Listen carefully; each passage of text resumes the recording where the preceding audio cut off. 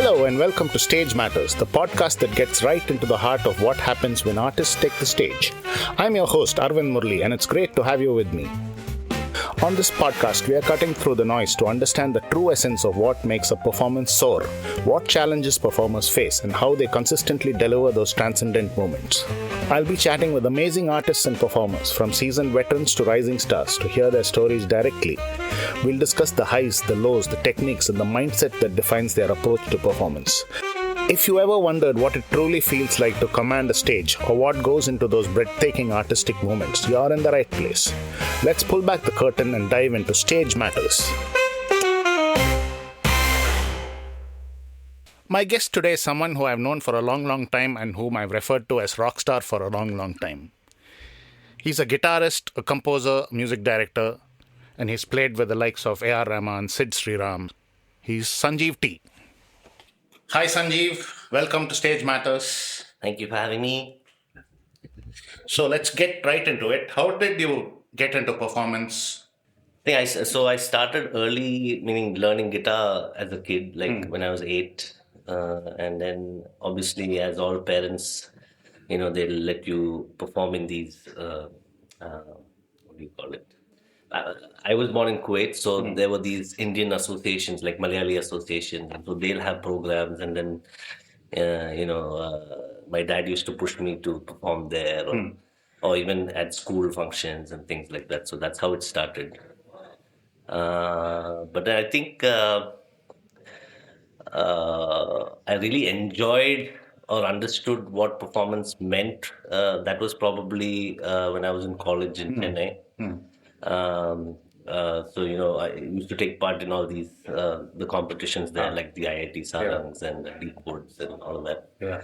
So that's when I really, because back then I never thought that I would be a musician, a professional musician. But then I think doing this and taking part in these competitions and being around musicians, and that's when I realized this is the life for me, and I should take a shot at being a musician. That's how it started. Can you recall some kind of a pivotal performance that you witnessed as a kid and that made you want to say, this is what I want to do? I think when I was a kid... kid or growing up, college, whatever. Yeah, I think when I was 4, around 4 is when my dad realized that I had a thing for music, because my dad used to be a huge fan of the Bee Gees and ABBA and bands like that. And so back then he saw me super interested in the Bee Gees. I wouldn't eat food without seeing the Saturday Night Live concert. And so I used to be glued to the TV watching Barry Gibb play the guitar and sing, and so I think Bee Gees was my first inspiration, I would say, as a kid. And then obviously later on in school, especially, there was a war in Kuwait, so I came to Kerala and again went back to Kuwait. And then by the time I went back to Kuwait, it was the era of grunge. So then I was fully influenced by Nirvana and Pearl Jam, bands like that. Even there was a whole metal phase and things like that. So, those were my initial inspirations. So, how has your understanding of performance evolved from your initial days to now? Now you're touring the world and... Yeah. Definitely before, when you really get into it, you think that it could be easy. But then as you, and then when you perform for yourself, it's something else. And when you perform for somebody else, that is a totally different experience. And being with people, or performing with people like AR and Sid right now, the magnitude, the level of performance is so much. So you'll have to be at your best, and you have to be at a certain level professionally and also on stage. So I think there are a lot of things that go into having a great performance, from preparing before you go to stage. That is one thing, and while you're on stage, what you got to do, and how you got to still be with the band, play with the band. That is something so different.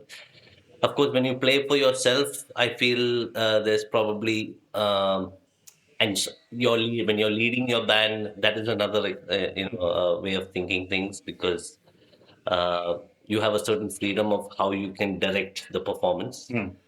But when you're performing for somebody else, you will have to make sure that you give it your best, but at the same time, you don't overshadow the main artist, and you know where to step back and when to step front and forward. So uh, I think there's a whole science to performance, depending And on also, what you're saying situation like you're in. there's also diplomacy involved. Definitely, yeah. I mean, and that would depend also your relationship with the people, and so yeah. So, I want to talk about preparation. How do you prepare for a concert? Say you're having a big show coming up. What are your, do you have like some processes and So rituals? I make sure that I before like traveling there to the show, I make sure that I practice, and I make sure I know the songs well, and so that it doesn't look like I'm learning the songs when we're jamming and things like that. So I mean that would be very unprofessional. One sec. When I play with either AR or Sid, we go to the destination, we go to the place that we're performing, and we practice over there before the shows, and then we have a technical also before the show, things like that. And then, um, of course, we might change things a bit just before the show also. So, kind of noting those points down and making sure that that I remember those things, because usually sometimes when we jam, you creatively come up with ideas which are new and fresh. But then sometimes you might not remember that idea again when you're asked to play that again. So I make sure that it's written down, and so that I don't forget it on the day of the performance.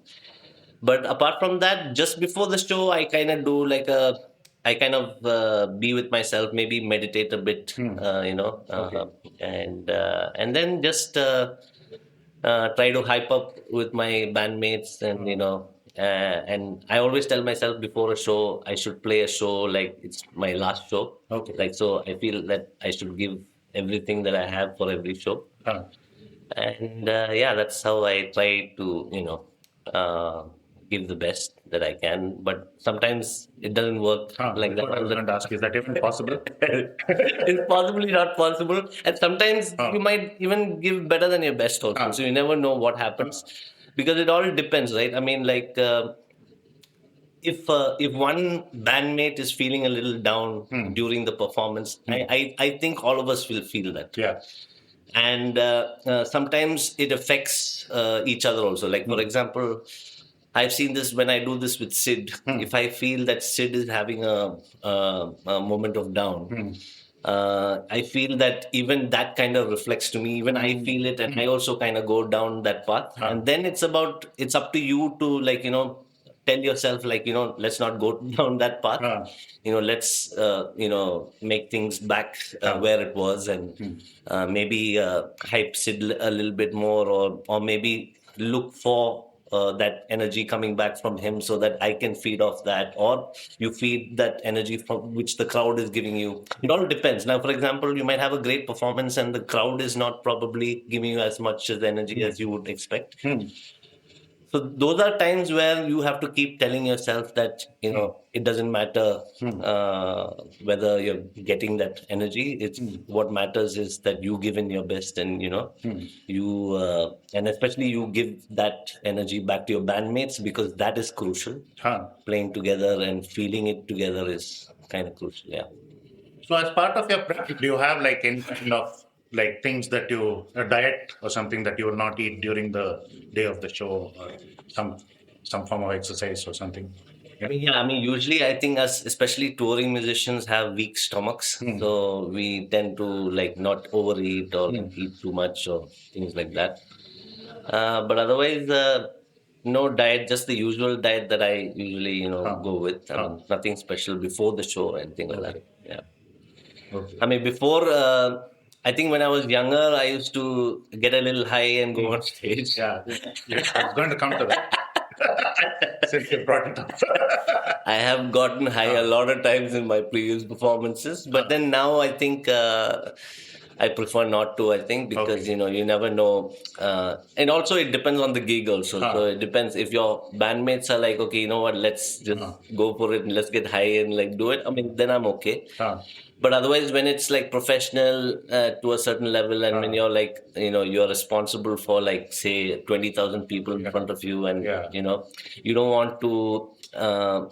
See, if you make a mistake when you're not high, it's still okay. But when you make a mistake when you're high, then people can blame it on the high. So, so you don't want that to happen. So that doesn't happen anymore. So you absolutely have stopped like playing under the influence. Yeah, definitely, yeah. Unless it's like a more informal kind of gig where things are okay to be that way. Okay. Yeah. Okay.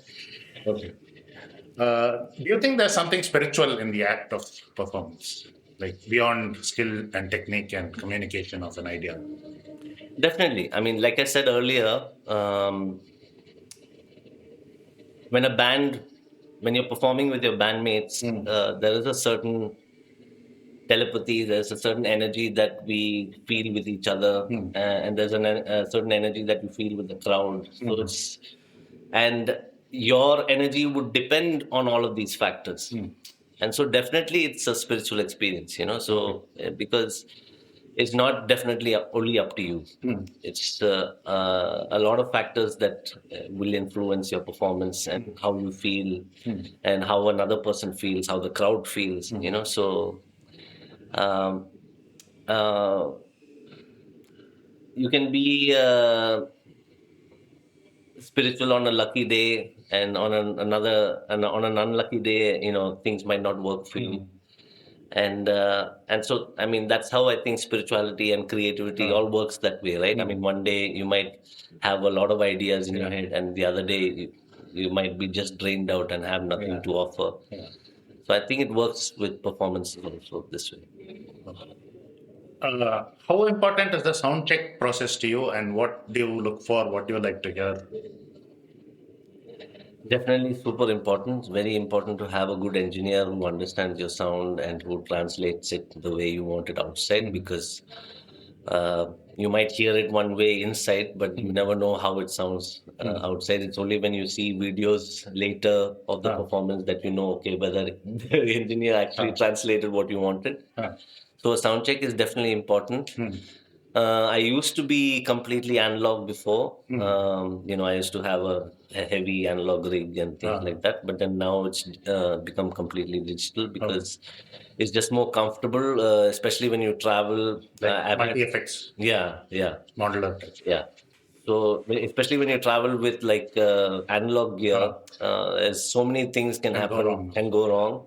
And I've had such experiences where just before the concert, nothing is coming out of my guitar, and it must be just one wire that connects, And so I didn't want to have that headache, that like tension just before the concert. That's the last thing that you ever want to, feel. And so because of that, I completely shifted to digital now. So things are easy. So like, for example, I don't need to, and even you never know what kind of equipment that you get in that particular venue, like amps. They might bring great amps, but what shape are those amps in? So it's too many factors to factor in. And so that way, I think the being digital helps, and it's headache free, and you know what you're getting, and you don't have to depend on any outside equipment and things. It's just between you and the engineer, and if you're constantly doing gigs one by one, I mean one after the other, it's just like plug and play kind of thing. So nothing to worry about too much. But yeah, sound check is definitely important. But then anything can go wrong even in those cases, because I've had many gigs where I sounded great during the sound check, but as soon as the gig starts, it's like, I'm like, what the hell is happening? This is not how I heard myself, or even the others, because that is also equally important. I mean, not only just you sounding good, but then how are the others sounding for you? And I think sometimes, I mean, before maybe say 10 years ago, we used to rely on monitors and things like that, but now everything is in ears and things like that. I feel sometimes monitors were so much more easier, because, and and you feel like you're playing in a. You can feel that energy when the you can hear from your amps and from your monitors. The louder it is, the better for you. Yeah, but and in-ears can sometimes. And especially now when people play with click and things like that, so it's not the same feeling. But then of course there are advantages to playing the click. For example, when you see the performance later, then you see, wow, we were on time, and then it sounds like the record also. But then I feel sometimes being analog and seeing just playing it raw from monitors and amps, the feel of that is so different. Sometimes it makes the performance so much more enjoyable. But then it's okay. I mean, it's still okay if a click is there in the I was back. going to ask you that. What about backing tracks? How did you like playing with sequences and stuff? Oh no, I mean, it depends. Like for example, when I was with AR, there were a lot of backing tracks simply because his music is all over the place. It's like from Punjabi to ballads to it's like too many changes, and you can't have such a big band having so many instruments. So that time we used to have backing tracks. So I mean, obviously, I don't prefer it too much unless it's just tracks enough to push it a bit. But then what I like about Sid, for example, we are mostly live. I mean, most of the songs, like 90% is live. It's just that we have some, like we call it like the electronic section, maybe where there are track driven songs. But then that's cool because it'll be completely different genres, like maybe a drum and bass or, some kind of like electronic vibe. So like, you kind of try and blend in with that vibe. Okay. So that's cool. I mean, it's cool when it's limited. When it's excessive, it's like sometimes you feel that you're not contributing enough, or What's your opinion on people like lip syncing and doing plus ones? I mean, that definitely shouldn't happen. But I feel a lot of our biggest acts are doing that. And that's why also, like for example, in the case of Sid and all that, we don't play even award functions or things like that, because when it comes to those kind of functions, it's all lip sync. So yeah, definitely wouldn't like to perform for a lip sync show if it ever came to me. And that shouldn't be. I mean, that's not the purpose of being live, right? I mean, the purpose of performing live is for people to see something different and to hear something different than what they used to from the record or whatever. And the beauty of live is it can go anywhere. It's all up to you how different you want to make it, and even the mistakes and even all those technical glitches can actually turn into something beautiful if need You're actually be. preempting my question.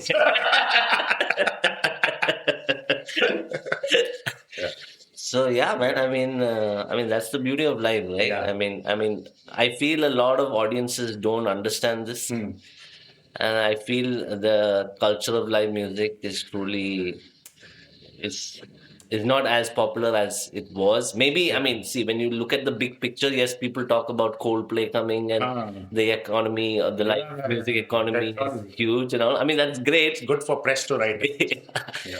Yeah, but then I think what we have to focus is definitely the local talent. I mean, that is what is important, and that is truly the flavor of the region. And and to truly experience that flavor, you definitely need to be live and not do an acting job of lip syncing things like that. What role does improvisation play in your craft, in your performance, and how much you like to have planned stuff as opposed to improvised stuff? I mean, when it comes to me, when people hire me, also they know that they are hiring a person who doesn't follow the bill to the T. Like when it comes to solos and things like that, I never learn a solo exactly. It's never going to be the same. I always improvise. Every solo will be different. Of course, we follow the structure of the song, the chords and things like that. But that also, there are always opportunities to change it a bit. Like you might be trying out something and you might like it, and then you might just play that for the rest of the song. Yeah.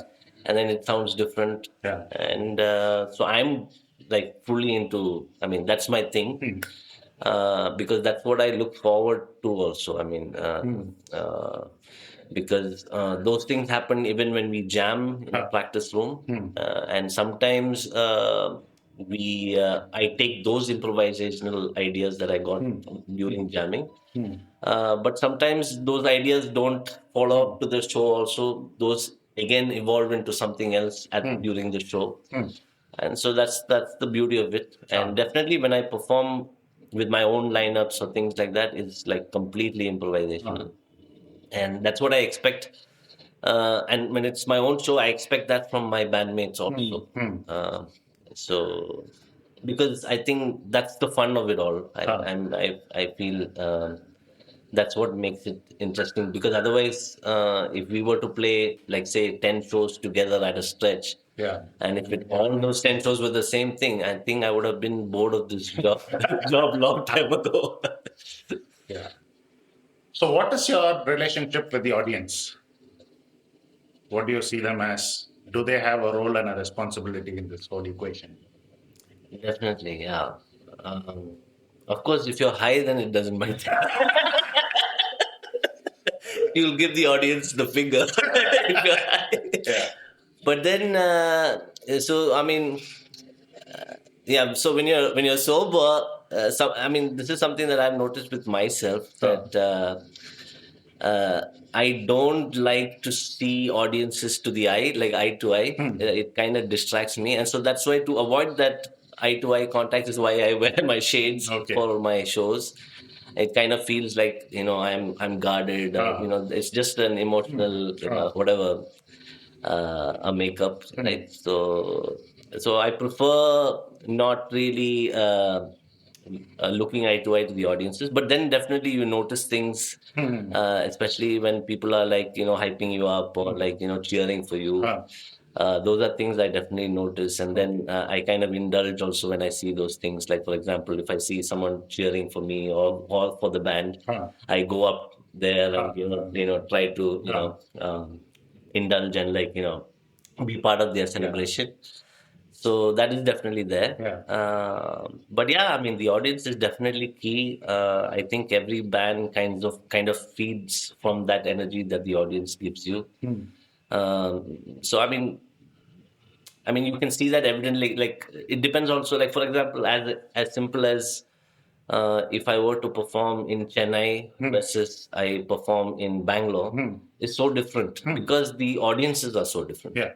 I feel Chennai audiences could be more educated, maybe, but that also makes room for them being more critical and probably not enjoying the music, but rather critiquing the music more than listening to it, or just feeding off enjoying it. Yeah. So I feel that is very different. Like when I perform to a Bangalore audience, because there is a culture of music and enjoying with music, I feel the audiences are different. So I think in every city, or in every place, the culture is different, and so the audiences are different.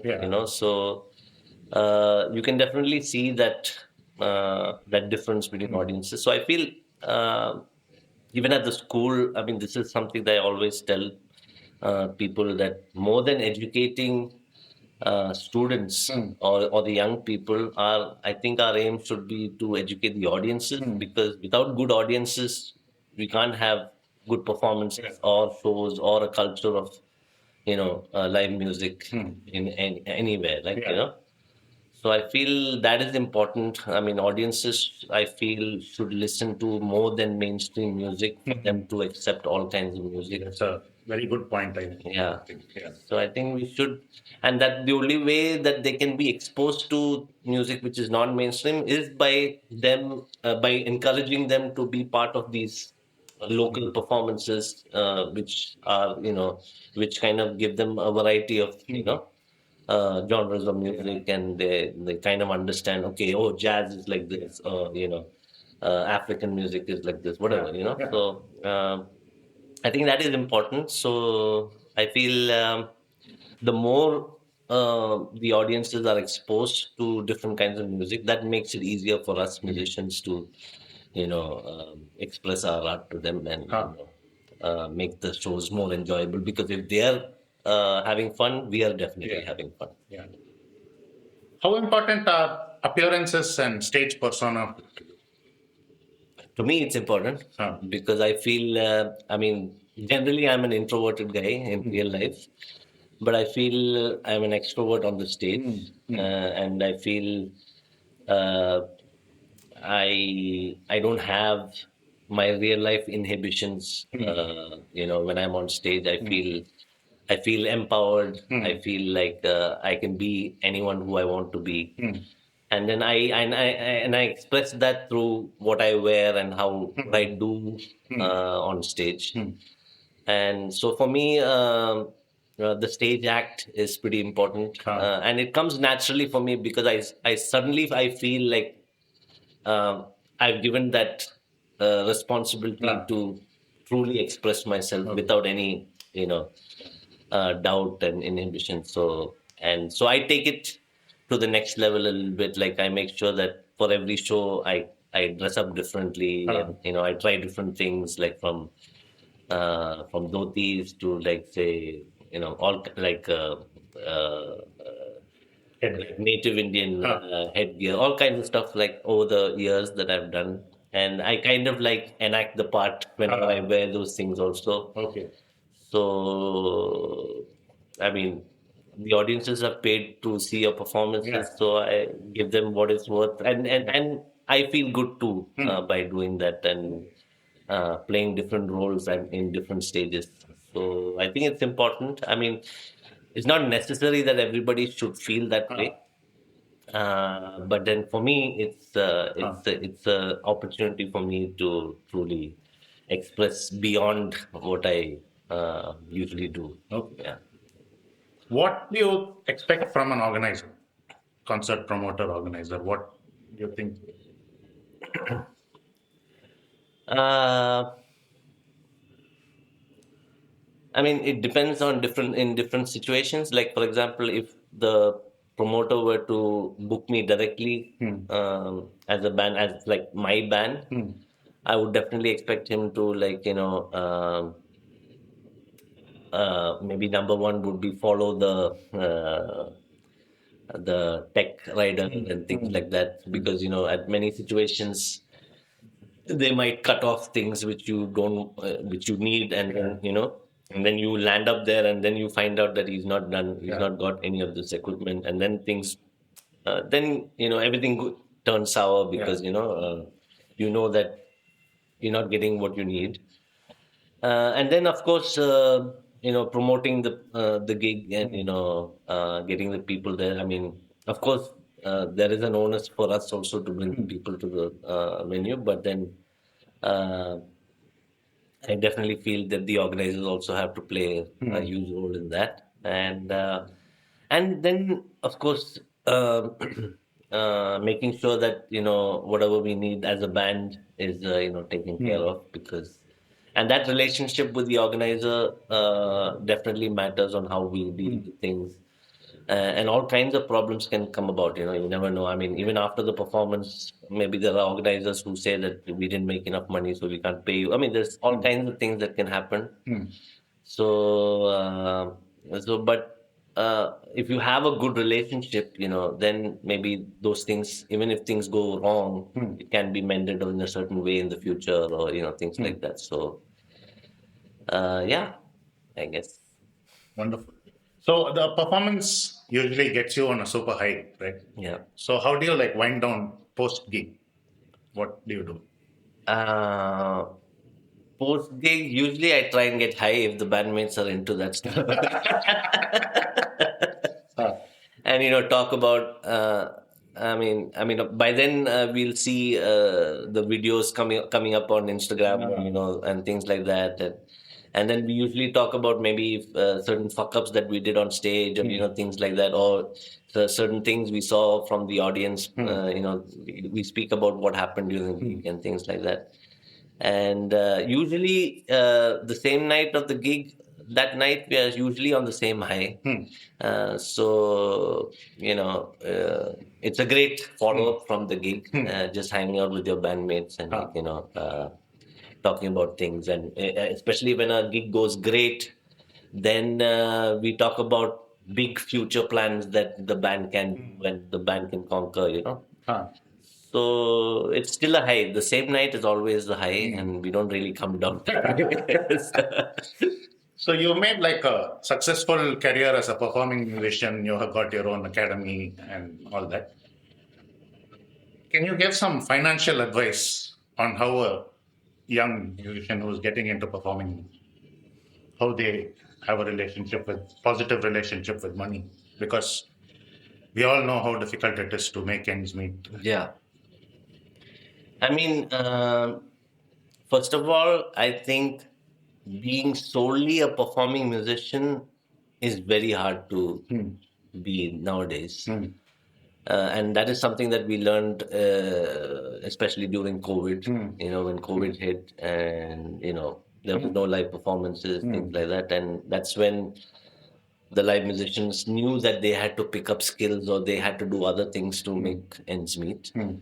And there's no saying that COVID will not come back. So that's what I advise all the people I see, the young musicians that I see, is that, pick up as many skills, learn as many things that you can, whether it be teaching, whether it be producing, whether it be like sessioning, when we're young, usually we tend to be more principled and like we say that we'll only do this and that. I still remember when I was young, I said I'd do only rock music, it's like you had a certain allegiance with the genre itself, where you go to lengths by dissing everything else. And but when life hits, then that's when you realize that there's no point in guarding any allegiance to any kind of genre, and you realize that to survive, you got to learn and experience many things and learn under people, maybe to learn new things. So I mean, that's what I would advise young people is like, don't make just one path your path. So there's so many facets to music, many things that and today, of course, everybody does that because you need to be your own video director. You need to edit, you need to do all kinds of things to be relevant. And so I think it's a natural process now. People have kind of gotten into the the swing of like, I've got to do many things to survive. So I think people get the idea. And I mean, of course, I don't think as Indian people we get any great financial advice when we are young. So that is definitely missing from the schools, and to give us that kind of financial wisdom of any sort. So I think that is something also that needs to be taught to young people, so that whether it's being a musician or not, you still know how to save or to invest or things like that. And the earlier you start, the more sure you are to go forward with your dreams, or there is, at least you feel confident enough that okay, I've saved this much, so this has become this much now, so that maybe I can take a risk here. Maybe even if I don't get paid for this gig, it's okay. For the sake of exposure, maybe I might do it just because I was financially more informed here. So I think financial education is super important, and that is, the earlier you can get that, the better. Great. We've all had like personal issues, struggles, personal life struggles. You had health issues. Yeah. How do these affect your performing life, and how have you navigated these challenges? I've been going through a huge lull right now. I mean, especially I had this heart attack, like say maybe it's been 2.5 to 3 years now. No. But ever since that happened, I kind of took a backseat to music. I would say. Of course, my performances with Sid and all still happens, but I'm not as challenged, or I don't push myself enough now as before. And it's because I don't know why, but I feel it's because when your life is under threat, then a career and those things don't really matter. And then you go on the search for what really matters. And so then sometimes yes, you might just leave the music because you that's what you've been doing all these years. So that's the first thing that you might cut out, because that's what you know that you can cut out and things like that. But at the same time, when you do that, when you do cut off music, then you start answering those existential questions about shit. Is music my only identity? I mean, people know me only because of the music. If the music is taken off, then I'm nothing. Am I nothing without the music? Those kind of questions. And so I think, I mean, the solution to this, I mean, now that it's been 3 years since then, now I see gradually, without me pushing myself, it's kind of coming back to me. And it's coming back to me in a different way. Like, for example, usually when I used to do my albums and things like that, my independent albums before, it always used to be a collaboration of like getting people together and jamming with them. And then, and both my previous independent albums before COVID were completely live. So it was all about like being with people and jamming with ideas and getting this band together. And that was the vibe. But then as soon as COVID hit, when you couldn't do that anymore, that is when I kind of got into, because otherwise I was doing the producing from the studio for the commercial stuff. But then I didn't want to do that for the independent stuff. But then COVID, I had to. Even for the independent stuff, I had to sit at home and produce. And all I could do is probably, do some remote recording of some singer and things like that. But and then I got into this whole independent production bit. I know I released a lo-fi hip hop album and all during that time, and I was doing a lot of production and kind of got into that flow. But then now, after so many years since COVID, now I feel I've kind of saturated in that space. I'm not interested in producing as much as before, and so now I really want to get back into just being with people and jamming and seeing, because I mean that's the most beautiful part of music. That, just like how community is as important, is the most important thing, and I think that is what you get out of that, as compared to what you get out of sitting alone in a bedroom. So that's what I'm looking for now, at least to get my interest back in music. Also, I feel that is what is needed for me. And so yeah, I mean, what was that question? What was the question again? The question was, we started with the health challenges and how you Right. Yeah. So I'm slowly just trying to find my way again, and I know that the best way to find my way is to be with people and to be with the community of musicians, and it doesn't have to lead up to anything. And that's the biggest problem. So, I mean, being having this such a long career for so, I mean, the problem with us is like we have an idea and we're so used to like thinking of 100 things how to make this idea. It's not just about making the music anymore, right? It's about, okay, what's the marketing plan? Okay, who do I have to give? How do I get it into the playlist? How do I make a video? Who do I, it's like all the other things which actually, which kind of seem to be more important. And then eventually that like it puts you down in like making the music eventually, like. So and I'm so used to that. When I think that there's going to be a roadblock here, then I stop. You know what? Fuck this. I'm not going to make this music. I'd rather just chill, have a beer at the beach, or with Nori. So I mean, and that is the kind of feeling that I'm going through now also. I mean, so every time but then now what I tell myself is, you know what? I'm just going to jam with people. I'm not going to plan on whether I'm going to do shows or not.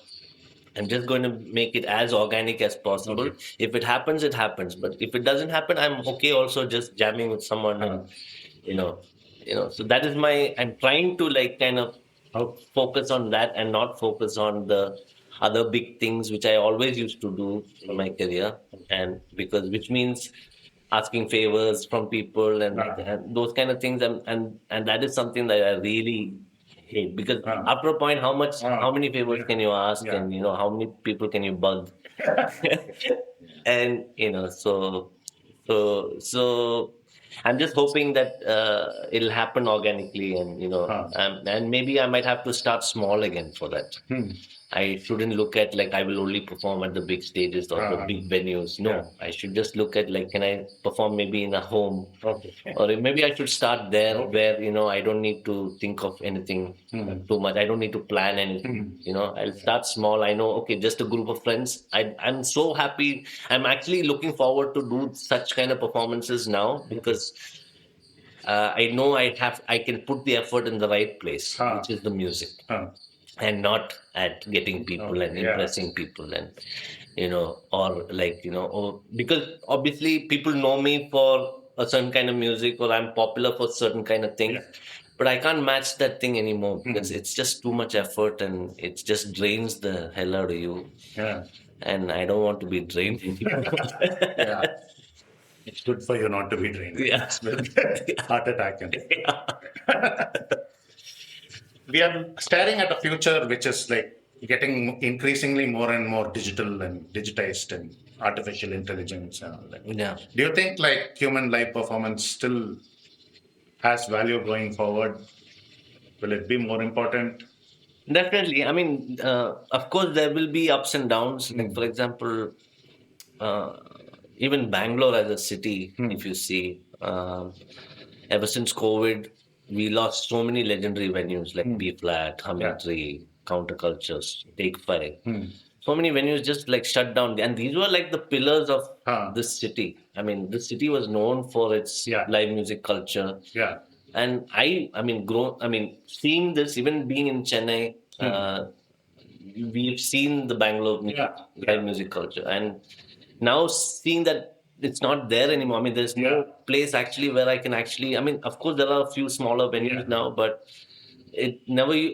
It's not like before where I knew that on a Friday, on a Saturday, there'll be some great gigs happening. I can just go there. I can I can meet my community there, my people there. That's not just happening anymore. And which is very sad for a city like Bangalore, especially.